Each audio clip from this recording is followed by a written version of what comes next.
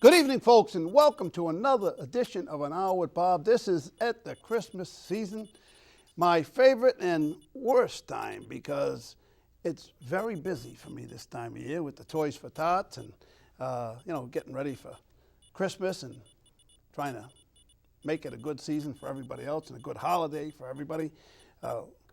My 20th telethon is coming up, December 10th. Here we are shooting this show on December 2nd. And hopefully the Toys for Tots, December 10th, will be a wild success because it is my 20th Toys for Tots telethon held at the Warwick Mall. But since that is going to be done by the time you see the show, we'll get right by that and get into my guest because it's not going to be a Christmas subject by the time you see this show. We will be talking about the law. We'll be talking about Rhode Island. We'll be talking about music, and two of my favorite subjects, and one of my favorite lawyers. He happens to be a defense lawyer in Rhode Island, a very prominent defense attorney in Rhode Island for quite a while, as a matter of fact, as we talked about off camera, longer than I thought, because he's younger than I thought. He's been around quite a while, and he really needs no introduction, but I will introduce him anyway. His name is Robert Mann. How you doing, Bob? I'm fine. How are you? Nice to see you. Good to see you again. Again, we run into each other now and again, here and there. It's Rhode Island. It's Rhode Island, yes, and cross paths, and I just happen to see you, and hey, you want to come on again? Because you've been on. I've been on, and I enjoy it, and I'm happy to be back. Yes, and you're always got something interesting to say. You always have some interesting cases. You're always handling some interesting cases. And they're not always the most popular cases as far as some people are concerned, but somebody's got to do it, supposedly, right? And I think people understand that everybody needs to have a lawyer and everybody needs to be represented. So people may not like the issues, but they understand that people have a right to have a lawyer. And as we talked about, and maybe a lot of people don't understand or don't realize, back in the day, long time ago, when I went to college, I wanted to be a lawyer. And my goal in life when I was in college was to be a constitutional lawyer. That was what I wanted to do. F. Lee Bailey was my idol, and I thought that way. That's what you do. A lot of people, it seems that way anyway. I guess a great percentage of kids when they're in high school and college are much more liberal in that age group, and as they get older, some of them stay liberal, some of them get more middle of the road, and some of them get more conservative. But a greater percentage of them are liberal at that time in life, and they all want to, everything's for the Constitution, which is the way it should be. Right. So you stayed that way. You never changed, right? Stayed liberal. You stayed. Well, I meant more for the Constitution. Yeah, I stayed in some ways. What I've seen makes me believe even more in the need for the constitutional protections. And sadly, over the last 20, 30, 40 years, in my area, the criminal law, we've seen more and more people getting locked up, more and more people deprived of liberty for more and more events. And that's very sad. And a lot of what I believe in is that we don't need to have that many people locked up in this state. Why is it? Am I right? And this is just off the top of my head. I don't know why I know this or even think this. Maybe it's not even true. But is it true that this country, we have the highest percentage of people locked up in the world? Is that true? That's what's popularly believed, and I think it is true. I don't know why I even got that. Because it's been widely publicized. We're way ahead of almost all countries. There are a couple of countries that execute more people than we do, but we have the highest rate per capita of incarceration. Well, who executes more than we do? I think China does for one, but really? I'm not sure. Well, that's a different ballgame altogether, anyway. But we lock up an incredible number of people per capita, and you compare us particularly to countries that have somewhat similar situations as ours, economically developed countries, and our rates are really quite a bit higher than, say, Western Europe, to just take one example. Right. And we have to get away from that. It's not good for the country, it's not good for people, it's not good for society, and we can talk more and more about why it's so bad for everybody, I think. We sort of have this notion that you lock somebody up when you fix the problem. I think you've created a problem when you lock somebody up. You can't do away with prisons, but you can surely reduce the population. Yes, in some way, You surely could. Well, you really could. Well, what do you think? Let's hit on one notion. One notion of prison populations could be. If I said to Bob Mann, how would you greatly reduce prison populations if you had to do it in one sentence? I'd give judges discretion not to send people to jail, and I would basically eliminate jail as the primary option for first offenders, except for the most violent offenses. I would take a lot of the cases out of the system totally. I'd take almost all possession of drug cases out of the criminal justice system. It's a medical problem. It's not illegal. It shouldn't be a legal problem. In some other countries, they have different provisions for older prisoners. A lot of people that we lock up, we don't need to lock up. There are other ways we can address the problems. Now, it may take a little bit in the way of resources. You may have to provide mental health counseling. You may have to provide drug counseling. But in the long run, that's a small investment with a large return down the road, I think. And when we send people to prison, most of the people who go to prison come out, and they're not better off. No, they're worse off. They're usually worse off. And we'll get into that, and I got to hold you there because we got to have a teaser here along the way. We got to have a reason for people to keep watching this show. And I know where you're going with this.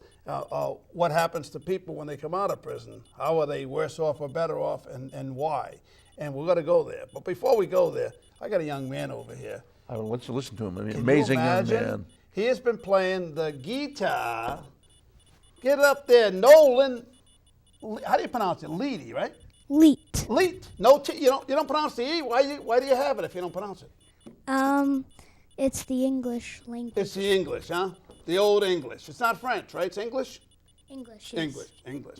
Now, I know your dad and your mom before you did, Especially your dad. I know your dad a long time. Do you know that? No, I did not. You did not, huh? Yeah, I knew your dad a long time. In fact, I was a mechanic before he was. Did you know that? No. Yeah. He worked for Ray Porter at the Gulf Station. And I worked with Ray Porter when it was a Shell station, when I was going to college and high school. Imagine that. No. Now you learned something, right? Yep. Now, you're what, 10 years old? 11.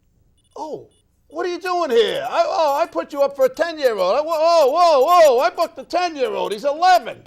David Goldstein, we booked a 10-year-old. What are you doing to me? Sorry. When was your birthday? November. October 8th. Oh, somebody sandbagged me. They told me you were a 10-year-old. What do we do here? What can we do here? You're an attorney. I was misrepresented. They misrepresented him as a 10-year-old. I listened to him. You got the benefit of the bargain. I just let him play. He plays like a 21-year-old. Who cares whether he's 10 or 11? Now, all right, you're 11 years old. I'll give you that. All right. When did you start playing? I started playing when I was about 2 or 3. Cut it out. Wow. And do you really like playing? Yeah, it was a great experience. Now, who's your favorite guitarist? I really like Stevie Ray Vaughan and Joe Bonamassa. Who? Joe Bonamassa. Oh, Joe! Big Joe! You know Joe Bonamassa?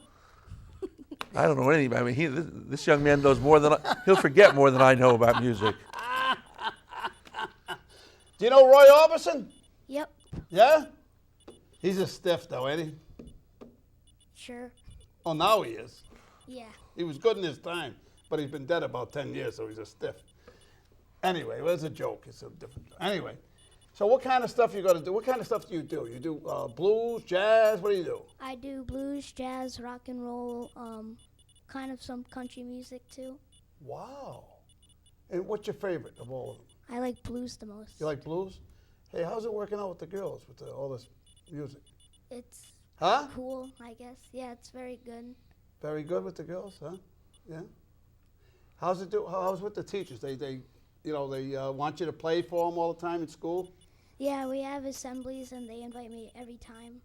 Cool, huh? Where do you go to school? Nathaniel Green? Yep. In Pawtucket, right in the great city of Pawtucket, huh? Yep. All right, what do you got to play for us now? Run, Run, Rudolph by Chuck Berry. Oh, cool. Do it. Nolan Leite. No E. Well, you got the E, but you don't pronounce it, right? No? What happened? Where's Dad? Dad ain't here backing you up here?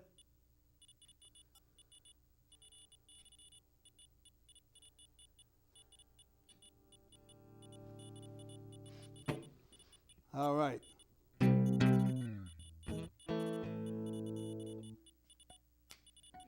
Oh, there you go.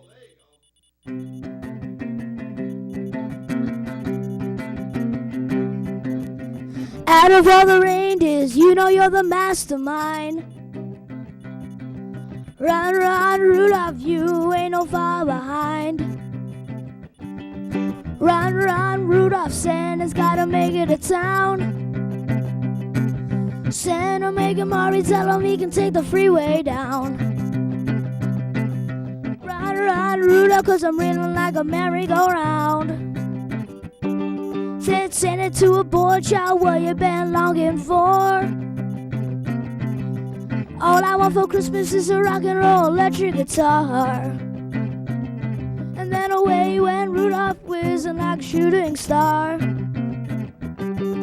Run, run, Rudolph, Santa's gotta make it to town. Santa, make him hurry, tell him he can take the freeway down. Run, run, Rudolph, running like a merry-go-round. Santa to a girl child, what you please supposed to get? A little baby doll that can cry, sleeping wet. Then away went Rudolph, flying like a saber jet. Run, run, Rudolph, Santa's gotta make it to town. Santa, make him hurry, tell him he can take the freeway down. Run, run, Rudolph, Santa's gotta make it to town.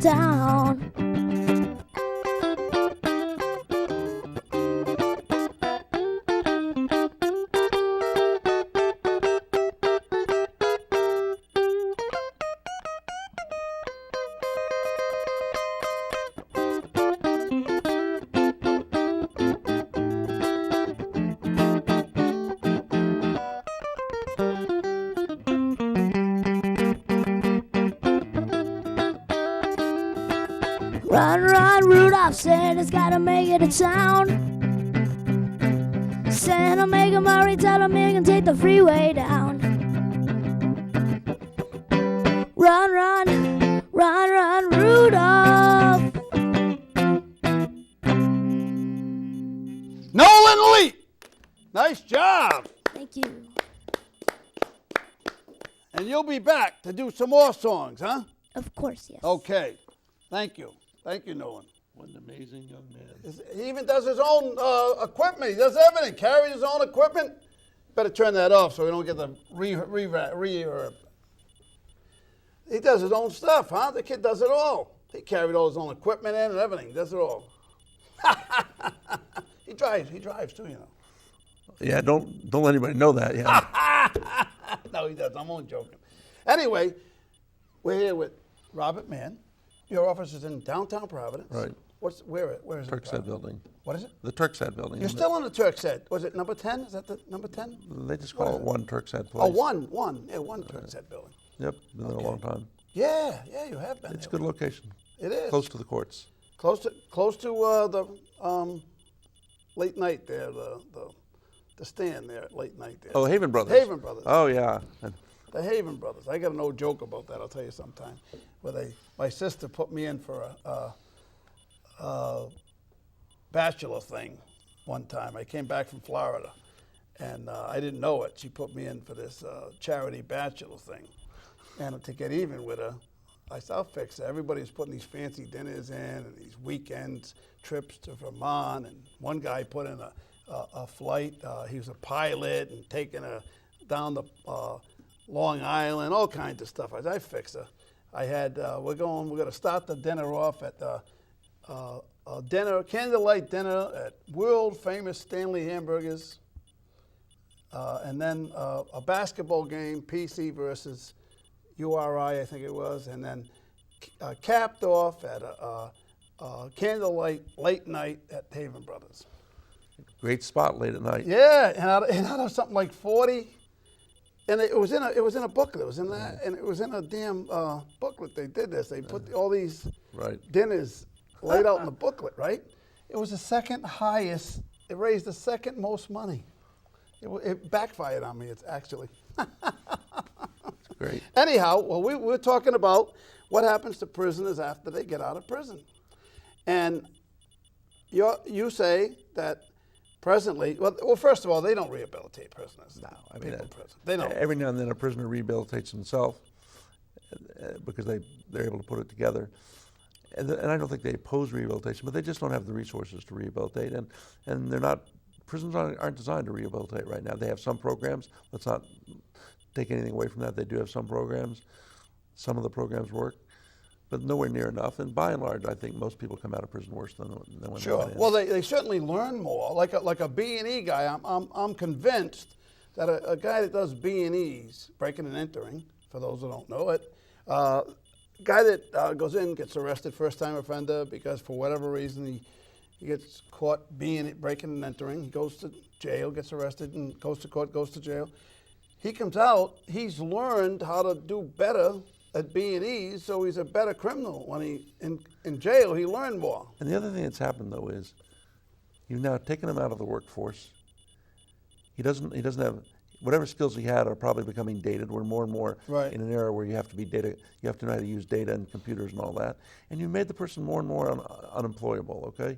You give him a record, you call him a prison convict, and now who's going to hire that person? It's hard to get a job around with a college degree and no record.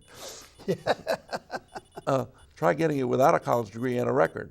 You know what I have a real problem with? I'm tagged actually. I happen to have been one of the people that worked in the Surratt administration. Okay. I was one of 11 or 12 of the people that worked in the inner circle of the Brian Surratt administration.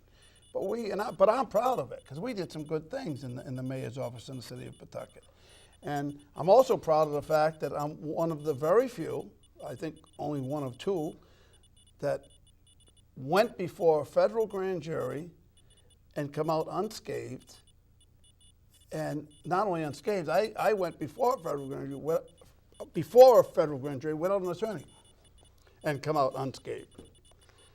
And that should be saying something.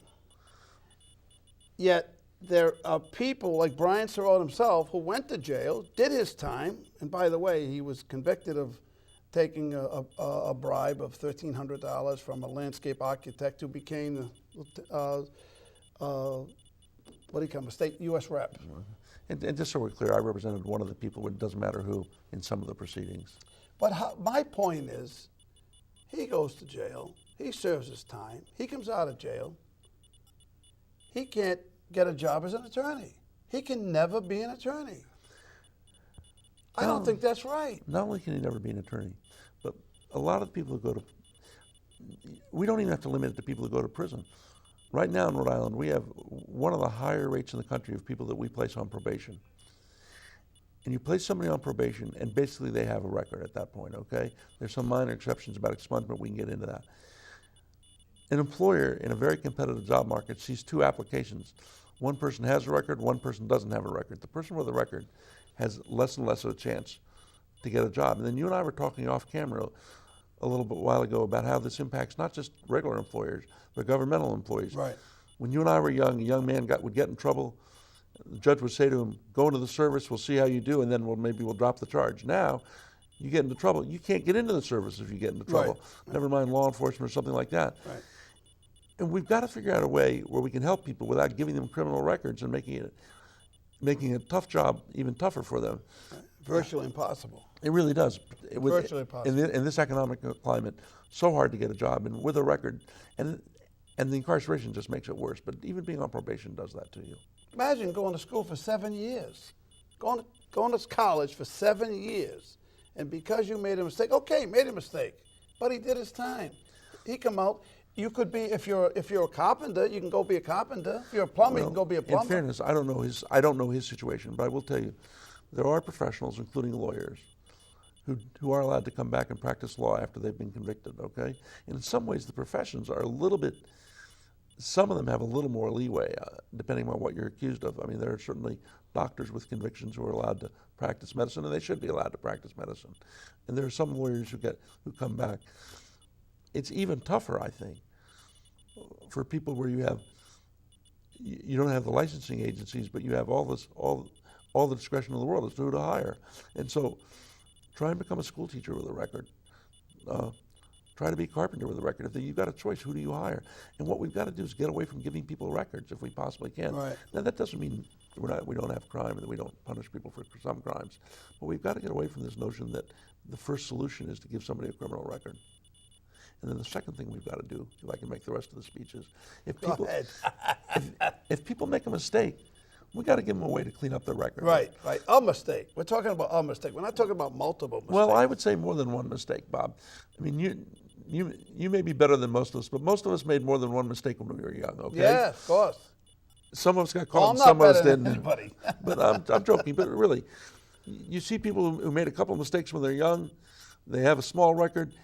10 years later, they can't get rid of the record because we have a rule that says you can't get rid of a record unless you only had one event. We don't need to go into all the details.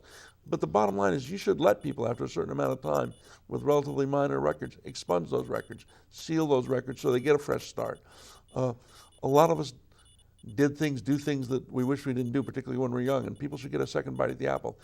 They shouldn't get records in the first place, but if they do, you should give them a chance to clean up the records. Right. It's not going to hurt law enforcement. It's not going to stop the enforcement of crime. What it will do is maybe give people a chance to get a second job.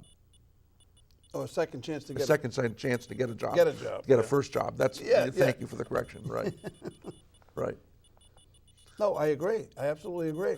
And there's been some legislation in the Rhode Island General Assembly about trying to increase the power of judges to expunge records, seal records, different terms that are used, but the concept is all sort of the same. Wipe out a person's record. And I got to tell you, you got to start before that, though. You got to stop giving people records, because nowadays, even when you expunge records, a lot of those records are still captured in third-party databases. Well, nowadays, it's almost impossible to get rid of a record. It is impossible. Well, it's harder and harder. So you have to go before that, and you have to say to yourself, how can we stop giving people criminal records unless it's absolutely necessary? Every time we give a citizen of this state a criminal record, we're giving them a huge handicap when we want them to get a job. And we're handicapping not just that person, but we're handicapping their family too. So when you say you've got one person locked up, you may only have one person locked up, but that's three or four or five people. Whether it's the family, the kid's parents, or his spouse, or her spouse, or the kids, there's a ripple effect that's enormous. And we need more programs that say you won't end up with a record. You need treatment. We've got some exciting programs that are being developed, though. That's the good news. Really? Yeah, we do have some good things coming. And now you had something special you wanted to talk about. I mean, what the state has for the first time in the recent past is we have a veterans court. Right. And it's not a panacea. Now veterans meaning a military veteran, right? Military veterans court. You know, we're hoping that it'll expand its base. Right now it's limited to misdemeanors, but we're hoping it'll expand into felonies. Yep. Right now it's limited to veterans who meet certain qualifications, principally suffering from PTSD, but we're hoping in general that courts like that can expand. We also have a drug court in this state that addresses people with drug problems. Again, those courts, the question is not are they doing good things, but can we expand those courts, and can we give those courts the resources to provide the support that people need? I mean, the Veterans Court is a particularly compelling court, I would say to you. A lot of these young people come back with real issues from the service, and we owe it to them to give them a break and to address those issues. And then I would say to you, it's critically important we help those people, but let's not limit it to those people. If you have PTSD or you have an addiction problem, we want to address that problem. We ought to be addressing that problem, not just if you're a veteran, but other people too. Drug court begins to go into that. People say it's going to cost a lot of money, and my response to that is pretty simple. It costs a lot less money to give somebody mental health care or substance abuse treatment than it does to warehouse them in a prison for a few years, have them come out, be unemployable, and be on the streets and back in jail 2 years later because they can't get a job. 2 years later. 6 months later, whatever. 2 months later. Yeah. What happens when a guy can't get a job, and what does he do? I mean, he'll be in jail in a month. Yeah, and so we've got this vicious cycle, and we ought to invest in trying to break it. And things like the Veterans Court are very promising. I mean, it's exciting. It's great to see it rolling. I think that's the first time I can remember us having a Veterans Court in this state, and that's good, and that's very positive. Now we need to expand it. We need to expand drug court, things like that. All right, now you take the other side of the coin, Robert Mann. I mean, everybody knows you. You defend criminals. Right. Now the other side of the coin is when you look at TV and you see these people, and I'm going to go flip it all the way over, a point counterpoint thing here. Right. You got these crazy people. I was going to say kids, but not necessarily kids, but people going up to some older lady or some older guy walking down the street, and these people running up to them and just, as I would call it, sucker shotting them, and knocking them down, knocking them out, getting points for it. You hear this? Right. And nobody's in favor of violence, and there's a program in Providence that Tenny Gross is dealing with that tries to address violence, for example. Nobody wants to see people hurt, okay? That's bad, it's sad. But if you want to stop violence, one of the things you have to do is stop having the system impose violence too. There's no perfect answer to this, I agree with you, okay? People who get hurt are legitimately pained, they're afraid, I get all that. But I think there's a better way than just locking up people most of the time. We can't do away with prisons. We need prisons. I understand that. What we also need is the ability to supervise people more closely if they're on probation. In some situations, in a lot of cases, we don't need them to be on probation at all. We need to not give them a record, give them a chance to start from scratch. There's some violent cases, I agree. You need to use the power of those systems. What about capital punishment? What do you think about capital punishment? I just don't believe in it. You don't believe in it? I just don't believe in it for a lot of different reasons. One, I don't believe in it because I don't think, part of it's just a moral gut philosophical reaction that I just don't believe the state ought to be taking the lives of people. But the second part of it is this. If you believe the legal system is imperfect, and we all believe the legal system is imperfect, sure. Okay, it makes mistakes. It cannot exist without making mistakes. Yes. Then you ought to have a lot of reluctance before you have an imperfect system execute somebody, I would say to you. Okay? All right, what about taking away the mistake factor? By that I mean something that's absolutely, positively did it, no doubt about it. And here's my response to that. We have lots of murders that there's no doubt about who did it, okay? But then the question becomes, who do you select out of all those people to have the death penalty imposed?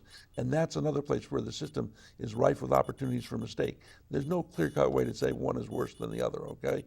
We don't need the death penalty. Lots of the places in the world don't have the death penalty. Right. There are other arguments that I can just briefly mention. The cost of the death penalty is phenomenal, okay? Thank goodness in this state we don't have it. Thank goodness for government. You mean the cost being the cost to keep them on death row for 14 and to go through years, the trial trials, and the appeals and the habeas appeal corpus and then the appeals from all that. Right. And thank goodness for Governor Chafee, who tried to resist the federal government. How much does that cost the state? I don't know, but I was involved in that case. It cost a lot, okay? Oh, so you made a few bucks on that deal. I made a few bucks on that deal. But there are lots of reasons not to be in favor of the death penalty, and this state hasn't had it since. Yeah, but that claim was because somebody got hung, the wrong guy got hung. But I'm talking about when cut and dry, a guy's out in front of a bunch of people and kills my somebody. answer to you then is, how do you decide which out of those cut and dry murders you're going to execute and which ones you're going to give life without parole to? And that's where there's still enormous amount of uncertainty in the system, okay? Well, I say the ones that are definite, the ones that the guy did it in front of a bunch of people. He killed somebody. But you certainly don't believe, Bob, that every person who commits first-degree murder ought to be executed, okay? In fact, we know that the recidivism rates for a lot of people who commit murder are lower than a lot of other people. A lot of people who get out on murder do relatively well after they get out. It varies case to case. But the decision about whether to subject someone to execution or not becomes very imperfect, how you make that call, and that's where you talk about the opportunity for error. You and I would probably agree that a rich person who commits murder is much less likely to get the death penalty than a poor person. Right, absolutely. What do you think Aaron Hernandez, what do you think his shots are getting convicted or not convicted? You know, I think he's going to beat it. The evidence looks pretty strong, but I haven't followed it that closely, okay? He does have the resources. He's got phenomenal lawyers.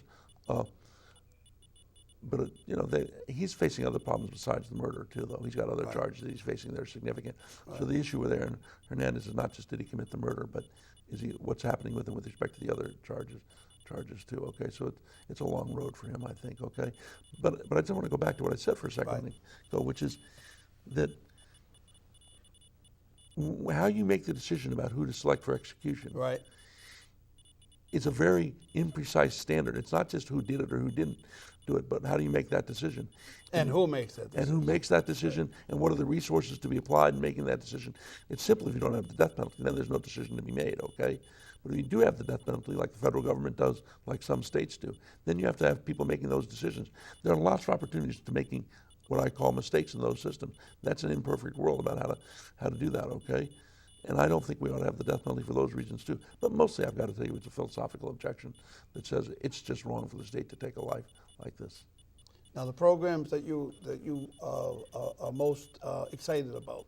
You said you had the program you're most excited about. Well, I mean, I like the Veterans Court. The Veterans Court. I think that's a really great program, okay? Yeah. And we have some other good programs in the state. I'm mostly familiar with the criminal ones, but I know that, for example, there are non-criminal programs. Roger Williams Law School is doing a good job of expanding assistance to indigent people in non-criminal areas, for example, okay? We do have a good drug court in the criminal justice system. We'd like it to have even more authority than it does, okay? Now, the drug court, that's an interesting thing. But again, I'm going to stop you, Robert. I'm stopping you because I got this kid over here. I got to give him his time. I want to listen to him. You want to listen to him? Let's give. What's your name? Nolan? Is it Nolan? Nolan, yes. Is it Leite? It's Leite, right? Yes. He forgot his. What do we got to do something about that? We got to change his name or something. No, I think you should start asking him questions, Nolan, okay? That'll even the score a little bit, don't you think? Nolan Leite. Do you have a middle name, Nolan? Daniel. What is it? Daniel. Daniel, like Dad. Yes. Nolan Daniel Leite. Yes. NDL. Yep. All right, NDL, give us a song.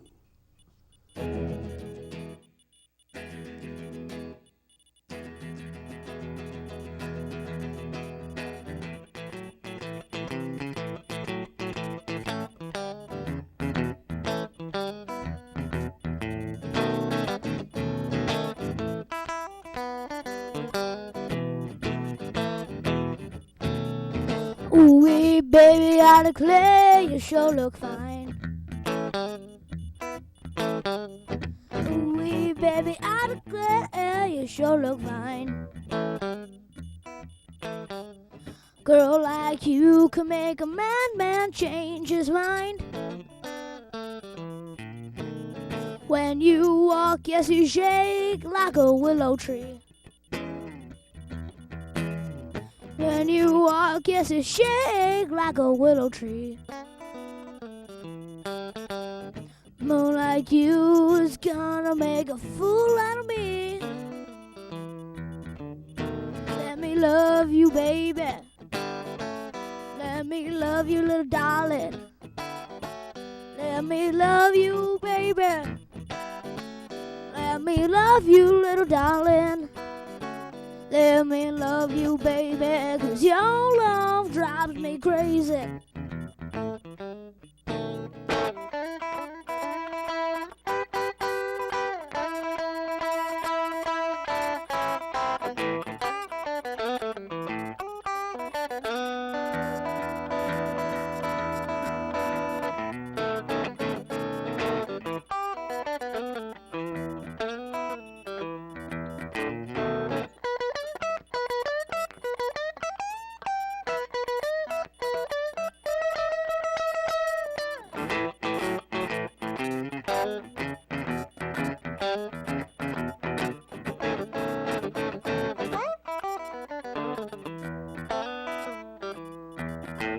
Let me love you, baby.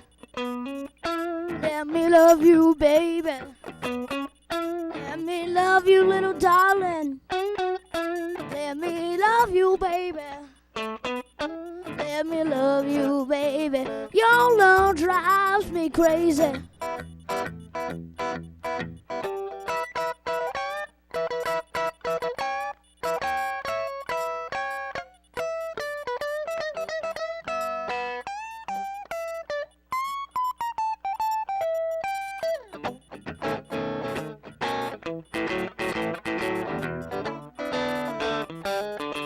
Let me love you, baby. Let me love you, little darling. Let me love you, baby. Let me love you, baby. Let me love you, little baby, 'cause your love drives me crazy. We'll talk about him. Nolan Leite, the man. Oh, you must have the girls all over you, kid, huh? What grade? 5th grade. 5th grade. Nolan Leite, huh? 5th grade, Nathaniel Green School. in Pawtucket, Rhode Island. Huh? Good job, kid. Good job. Are you in the school band? Do they have a school band over there? Yeah, it's called Skyfall. What is it called? Skyfall. Skyfall? Yep. Cool. You guys, are you the lead guitarist in the band? Yeah, and I'm the singer too of the band. Oh, excuse me. Good job. Good job, kid. Oh, you're a star. Man, this kid's he's got a bright future ahead of him, hasn't he? He's there now. He's exciting. It's He fun. is, yes. And it's fun to talk to him off camera. We got a chance to talk I know, to him. isn't he? Isn't he? He's a nice young man. He's a nice young man. He's got to do well. He's got that great smile going for him, Right. too. He got that little colic. I took care of that for him, though, didn't I, huh? Huh? I took care of that for him. What are you trying to tell me? Oh, the clip? Oh, we should run that clip, too. I got that clip for him, too. I got this clip. A friend of mine produced a movie or documentary about China, how China has kind of infiltrated the United States. And they've taken, all our manufacturing, or most of our manufacturing, and they've got it all over there now. And it's just changed. They flipped the whole system over, and they control a lot of this country. They really do. And it's interesting, whether you believe in it or not. It's really just interesting to see the impact, and some of it is just compelling to see. A lot of it's compelling to see. So you have a clip you're going to play? We'll see. I'll show it to you in a little while. Let's talk about. We wanted to talk about. Where were we at now? We're talking about. That time we talked. We were going to just. I just wanted to mention that not only do we have Veterans Court, we also have a drug court. Drug court. But then there are things that, you said I'm a defense lawyer. I am a defense lawyer. There are things I'd like to see change. Okay. Right. I'd like to see the drunk driving laws changed. Right. One of the things that we've got drunk driving. Everybody knows it's a problem, okay? But when you get convicted the first time for drunk driving, or even if you get convicted or you get a civil adjudication for breathalyzer refusal, you lose your license. And you're not On the first time.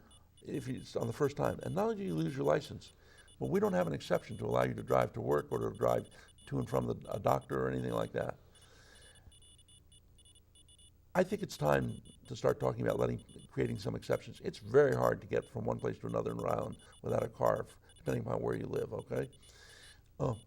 It really imposes an enormous burden on people who are convicted of drunk driving or breathalyzer refusal cases to lose their license for 3 months or 6 months, as the case may be. I don't see why we can't expand the law to say you can have a limited right to drive, at least for some things, medical appointments and work. You could regulate that. I'd like to see the law changed in that respect. I think we need that sort of change. Other areas, we're still very tough on drugs in a lot of ways. In Rhode Island, possession of any drug except marijuana, any illegal drug, is a felony. That's an enormous penalty to impose on people. Marijuana creates its own set of problems. We have all these different marijuana laws now. We have some levels of possession that are just civil. We have the medical marijuana law. I mean, my pitch would be to both the United States government and Rhode Island, why don't we just stop making it criminal? Why don't we just legalize it, okay? Legalize it. And tax it. Well, see, this is where we're going to disagree. Well, we are going to disagree. And I'll tell you why we're going to disagree. Okay. Because I've been over that part of the world. You get a little country like Holland, a little place like Holland, and people say, oh, they legalize pot, they legalize hashish, and you can do anything. You're talking about a little area the size of Central Falls. You can control it in a way. You can't control the whole country and have a whole bunch of people walking around all stoned out of their mind. Nobody knows what street they're on, let alone that they got to be running a skill saw or putting a drill in a 4-inch screw in the side of a building, But I don't think legalizing marijuana would do that. Look. No, they'd all be sitting around going, wow, that's cool. Why don't you put that sign up? But Bob, we know that a very high percentage of the people in this country use marijuana anyway, okay? The question is just... I don't. No, you don't, and I don't, but an awful lot of people do, okay? But if you legalize it, a lot of people that don't presently use it will. Well, I'm not at all sure that we're right about that, but what I do know is that by keeping it illegal, what we do is we make criminals out of people who are using marijuana. I understand that. And I think that's just wrong, okay?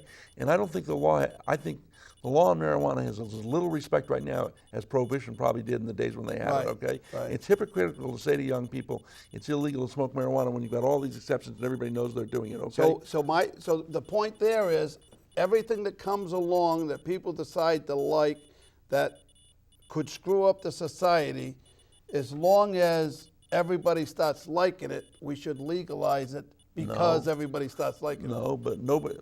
But in fact, I mean, I'm no expert on marijuana. I represent some people who were charged with marijuana cases, but it seems to me that the evidence is that marijuana probably doesn't hurt people as much as a lot of other things. Okay, and you know, we don't make alcohol illegal. What we say is we regulate its use. I have no problem saying that you shouldn't drive while you're under the influence of marijuana, just like you shouldn't drive while you're under the influence of alcohol. But that doesn't mean that you have to make it a crime. I think that it's time to just decriminalize marijuana. The best line I can give you, and it's not my line, I won't take credit for it, is that I heard somebody say that they didn't know whether we were winning or losing the war on drugs, but we sure as heck were taking a lot of prisoners. We sure are. And we're not getting anything out of that, okay? Right. And we ought not to just focus on marijuana. We ought to think about people charged with at least possession of other drugs, okay? We ought to treat that as a medical issue. We ought to take it out of the criminal justice system. You ought not to label somebody who gets caught with a couple of grams of cocaine or is stupid enough to put heroin in their veins with a needle a criminal. We ought to think of that as an addiction problem, a medical problem, and address it that way. You know, those are the sorts of things that we could address to make the system more responsive, okay? And I think that's where we ought to go. I know there's going to be some dispute. Some people are going to say you open the door, that these things are gateway drugs, things like that. They're all gateway drugs. But nothing we're doing. They all are. But what we're doing right now isn't working, okay? No, you know why? And I'll tell you why. And this is where we disagree. I'll tell you why. Because we got to go halfway, or what we're doing now is halfway. Either you enforce the law and make it hard-nosed, or you just open the door. One or the other. And what we're doing now is we're playing at the fence. We're not going strong. You go to some of these other countries in the world that they're really hard-nosed about it, and they don't have the problems that we have. But you don't want to throw people in jail for possession of marijuana. You don't want to throw people in jail for possession of heroin or cocaine, okay? You want to tell people that if they're going to use these substances, what the risks are, what the consequences are, just like we try to educate people about the risks of alcohol or, frankly, certain foods or tobacco or things like that, okay? I think I can make a pretty compelling argument that tobacco is probably more dangerous than marijuana, and in terms of the cost and what it does to people's health and all that. But we still said tobacco. But everybody pays the price, Robert. You and I pay the price for these people that put heroin in their veins and cocaine. They're partying. 3 years down the road, you see them on the east side panhandling for dollars. Bob, what we're doing right now isn't working. Whatever else. Right. What we're doing right now just absolutely is not working. You're right. That's why I say you got to get hard-nosed with them. That's why I say you cover the borders, all the borders, with all the military that we got over there, put them at the borders, and really get hard-nosed with preventing the drugs from coming in this country. If you don't have them in this country, if you stop them from coming in this country, they won't have the supply. If you don't have the supply, the demand won't be there because you won't have the supply. You and I disagree about 180 degrees on this Yes, we one, do. okay? Absolutely. We absolutely disagree on this. Because if you give people a week, not all of us, but there's a percentage of the population of people that are just plain weak. And they will take anything they can take. I had a friend of mine, he used to snort spray Krylon paint, clear paint. He would take it and he'd go in the closet and he'd spray the damn paint. And he'd sit in the closet like this and he'd come out, the nicest kid in the world. But that's all right. But that's not smart. You don't get anything by making him a criminal. What you might do is get him some treatment, and maybe if you taxed marijuana, you'd have some money to pay for some of this treatment instead of having it all be underground. I don't see it. I don't see that the tax benefit is not going to. It's just not going to make it. But the real argument for marijuana, from my perspective, is that there's no proof that it's all that terrible. Okay, if you abuse it, of course, it's terrible. If you abuse, you can abuse lots of things, and they're terrible. Okay, and it's not all of them. You're right, because not everybody that smokes marijuana is a heroin user. I agree with that, absolutely. But there's certainly a higher percentage of marijuana users that I grew up with in the 70s and 80s. That went to cocaine and went to all that are the same guys that are either dead now, in jail now, or panhandling for dollars now. Well, I don't know the statistics well enough to tell you whether that's... I'm talking about people that I know. I grew up in a tough area, grew up without a dad. A lot of people know that, And I could have went the other way, but I didn't, because I realized that you do that stuff and it's going to come out bad for you. And I'm not willing to accept that marijuana is necessarily a gateway drug, but what I would say to you is that so if somebody gets caught with these drugs, what you need to do is give them the support and the treatment if they've messed up their life. But you don't need to put a big scarlet letter on them saying criminal. I agree with that. And that's what we're talking about. I agree, absolutely we agree ought with to that. decriminalize No, you don't them. need to lock them up. You don't even need to give them a tag that says criminal, because once you put a tag on them that says criminal, their job prospects get diminished, their ability to raise a family gets diminished, and then you force them back out into the very street that you're trying to take them away from, okay? Right. We just don't need to criminalize all this stuff. We do have some programs in the court system, some diversion programs that work. We have a drug court. We have this Veterans Court that I mentioned. We need to increase that enormously. We ought to get away from this whole notion that drugs are a criminal problem, or the drug use is a criminal problem. We ought to perceive it more as a medical problem. It has become a medical problem. It is a medical problem. It is it's a huge medical problem. Yes. Yeah. And that would have a direct impact on the prison population. Almost everybody in the system agrees that a very high percentage of the people in the prison are there either directly or indirectly because of drugs. Oh, yeah, absolutely. So we've got to address the drug problem. And where you and I disagree about it is, I think you do it with treatment, with education, with decriminalization, not with closing the borders. And by the way, people grow marijuana in the United States. Yes, even if you close that's the borders. Right. Yeah, but you stop them. You just stop them. You make it so hard. You don't nail the guy that's got an ounce or a half an ounce. You nail the guys that are doing the big money guys. But logically, how do you tell a 19-year-old kid it's all right to have 3/4 of an ounce, but an ounce and a half makes you a criminal? You got to set the rate somewhere. But if we accepted the fact that the use of a small amount of marijuana is not criminal, and society has by and large accepted that, at least in many states, including Rhode Island, okay? And I would suggest it's coming in the rest of the country sooner or later. Some places will be slower than others. Let's just decriminalize it. Well, we accept the fact that .08 is drunk, right? Right. Oh, same thing. Well, I think it's a little bit different though, because I would certainly give judges more discretion on the drunk driving stuff. We have one of the things that I wish we would do is we've got all these mandatory minimum penalties that the courts have imposed, including that the legislature's created, including in the drunk driving area. I'd like to see the legislature go back and give judges discretion, so that you shouldn't treat all people the same. You should give judges. No, you're right. You're absolutely right. You should give judges the discretion, so that maybe some people lose their license for 90 days. Maybe somebody else only needs to lose their license for 10 days or 15 days. I agree with that. And we should give judges back the discretion that they had years ago. Except that you make some judges very, very wealthy. No. Some of the criminal, some of the not so Bob, honest judges might Bob, make I a disagree few bucks, I a lot of disagree money. with you. I disagree with you about that. I don't think people are on the take. Occasionally you're going to have a bad apple, but I think by and large the system is very straight. Okay, I disagree with the system a lot. Okay, and I don't want you to be reading me saying I agree with judges on everything they do, but I think the system is basically honest. Okay. Yeah. And I can only think of one case in the last several years, since I've been practicing, where they really charged a judge with fraud or something like that. Maybe there's some that I've forgotten. The system is straight that way, I think, okay? Do you occasionally have a bad lawyer, a bad police officer, a bad judge? Impossible not to have a bad apple in a large enough bushel. But basically, the system is honest. Well, let's hope so. Oh, I think so. Let's hope so. Oh, I think it really is. I mean, as much as I disagree with what the system does a lot of the time, I think it would be a terrible mistake to sort of say the system is corrupt, because I don't think it basically is. I think it's an honest system. That doesn't mean that there aren't lots of problems with it, okay? Now, you've been practicing law in Rhode Island all your life? All my life. All your years? Well, since I became a lawyer. Since you've been practicing Right. law. And you started, where'd you go to school? Yale.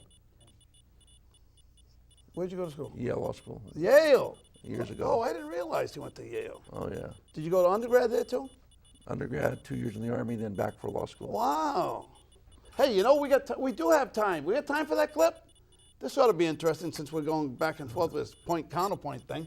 Why don't we show that clip? We show that clip.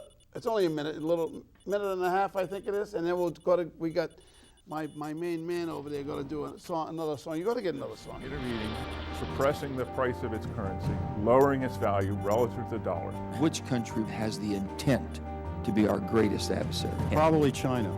China. China. Again, me growing up, it was, the red Chinese, the communist threat to America. If there's a point that I want to surprise people with, it would be this. We are funding Chinese oppression. So China can't come in and lobby the American government and say, hey, what are you doing? You can't mess with our business. But when Caterpillar and Walmart and General Electric are in the government space saying, you know what, this is just fine. Well, for the same reason, when I asked my son if he took cookies out of the cookie jar, he won't look at it. He knows he's guilty. This building has been empty for decades now, and they're decades. They say to go get an education, but there aren't enough jobs for workers with college degrees. Because you can't tell in the catalog. It's not required to be printed on the catalog. So it's blind. They'll say American inspired. And it's actually made in China. The industry I was involved in is totally gone. And you know where that work is? Overseas. President Hu, members of the Chinese delegation, on behalf of Michelle and myself, welcome to the White House.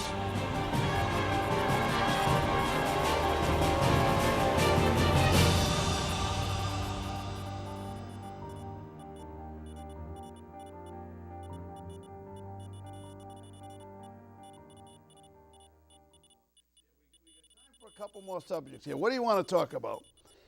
Immigration. How's that? Oh, that's a good one. That's one of my favorite subjects there. That goes back to my idea about guarding the border. Well, let's just talk about how the criminal law affects immigrants. Okay. How does the criminal law affect immigrants? We have a really harsh system that says if you're convicted of certain offenses, but it's a large number of offenses, and we can't get into the whole laundry list in a conversation like this, you're subject to removal, what we think of as deportation, okay? Right. And a judge doesn't have the discretion to block that, okay? Now, you might think it's fair that somebody gets sentenced to jail for a year or 2 years or 3 years or something. But when you tell somebody they're being deported, you're telling them they're being separated from their family, maybe for the rest of their life. That's an incredible penalty. Right. And we're doing that time after time after time in this state, okay? It's wrong when they write the history of what this country and what this state has done in the last 50 years. One of the things they're going to talk about is the number of families we've destroyed by separating one member of the family from the rest of their family. Sure. And let's be frank, most often it's the men. What we're doing is creating families without fathers by deporting the men to their country of origin. That's the overwhelming number of cases. There's something fundamentally wrong about a criminal justice system that says that for a case where you would normally get a year in jail or 2 years in jail or probation, you can end up being deported and face being separated from your family for the rest of your life. It's just wrong by every account. It forces people into doing desperate things to try and stay connected with their families. No drive is probably more powerful than the drive to keep connected with your own kids. Right. And we've got to figure out a humane way to stop doing that to people, okay? And one of the ways, of course, would be to give judges discretion to block deportation and removal. But there are other ways you could talk about, like reforming the immigration law, way beyond this discussion.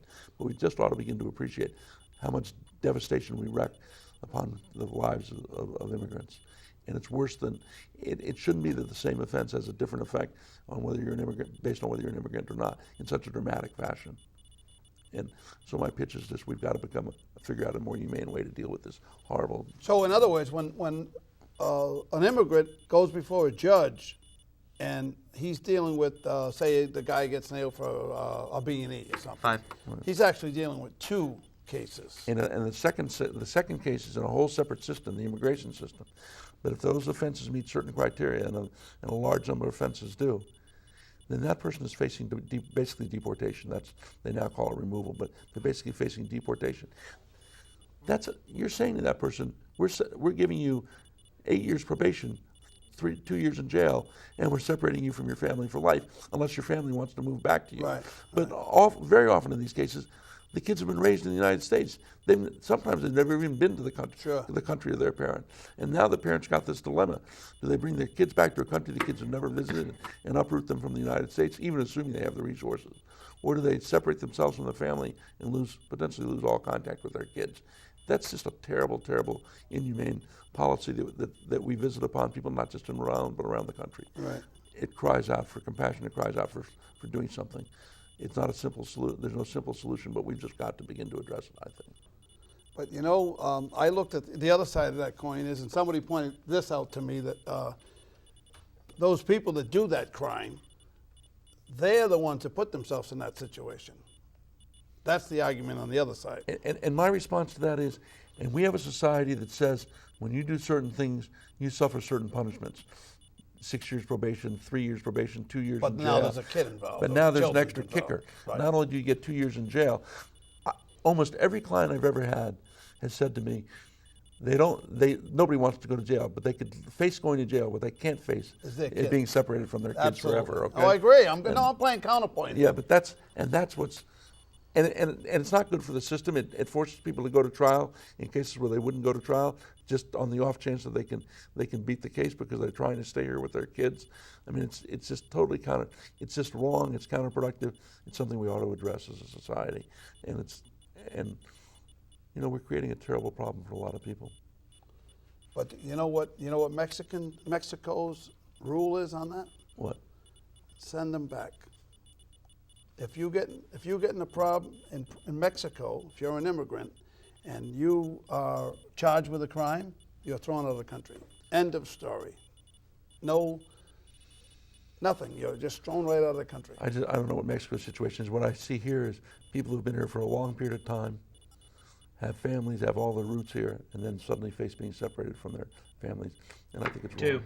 And I think for a country that prides itself on its compassion, we can do better. The caveat that is that we're talking about illegal immigrants. We're not talking about immigrants, right? Well, no, even legal immigrants. Oh, no, I would totally disagree on legal immigrants. Even legal immigrants are subject to deportation if they commit some of these crimes. Oh, I don't think that's the same. But that's what the law is. Illegal immigrant, I think I'd have a different attitude. But you know something, when you start talking to people, the area becomes grayer and grayer and grayer. Right, yeah. And so I make a mistake and I sneak into this country, or I come here illegally and I'm here for 15 years or 10 years. How much do I pay for because I snuck in illegally, okay? And then I commit one other crime. All I'm saying, it's an area that we... So they committed 2 crimes. Well, one is coming here illegally, potentially, okay? And then the crime they committed that got them in the other problem. That's 2 crimes. And why do so many people come here? I'm no expert on immigration law, but a lot of people come here because they're looking for a better life for their family. Well, you know what? You spent an hour with Bob. You know that, right? It's always fun to spend an hour with Bob. You got to hang on because we got another song. We got to say goodbye to Robert Mann. Robert Mann. Now, what do you go by? What's your law firm's name? Mann and Mitchell. Mann and Mitchell. Yeah. Still Mann and Mitchell, huh? Still Mann and Mitchell. Still Mann and Mitchell. On 1 Turk's Head Place. Turk's Head Place in downtown Providence. 02903, isn't it? You're right. 02903. And this man right here, this young man right here is going to take us out, and his name is Nolan Leite. Give us a song, take us out. Thank you for spending an hour with Bob, Nolan.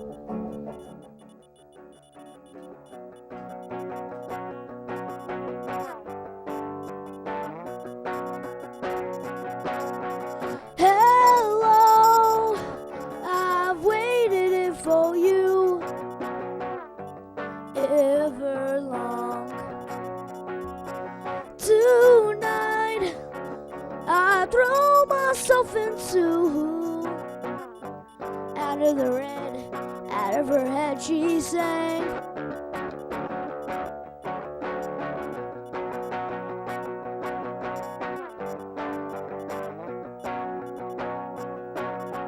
Come down and waste away with me, down with me. Slow how you wanted it to be. I'm over my head, out of the red icing, and I wonder, when I sing along with you, if anything could ever be this real forever. If anything could ever be this good again. Only thing I'll ever ask of you, you gotta promise not to stop when I say when she sang.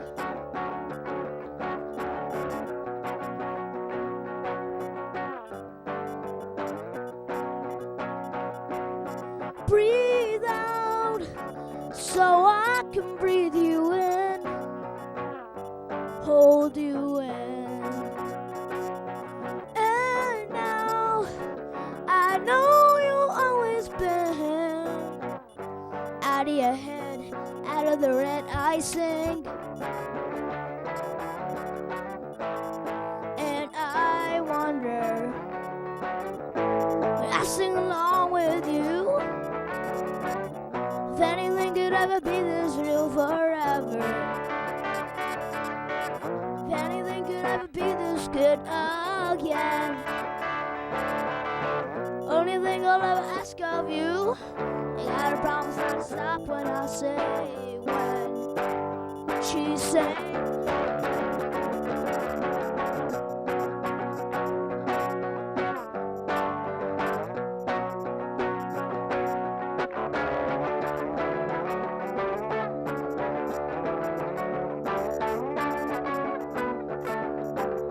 if anything could ever be this good forever, if anything could ever be this real again. Only thing I'll ever ask of you, you gotta promise not to stop when I say when. She sang.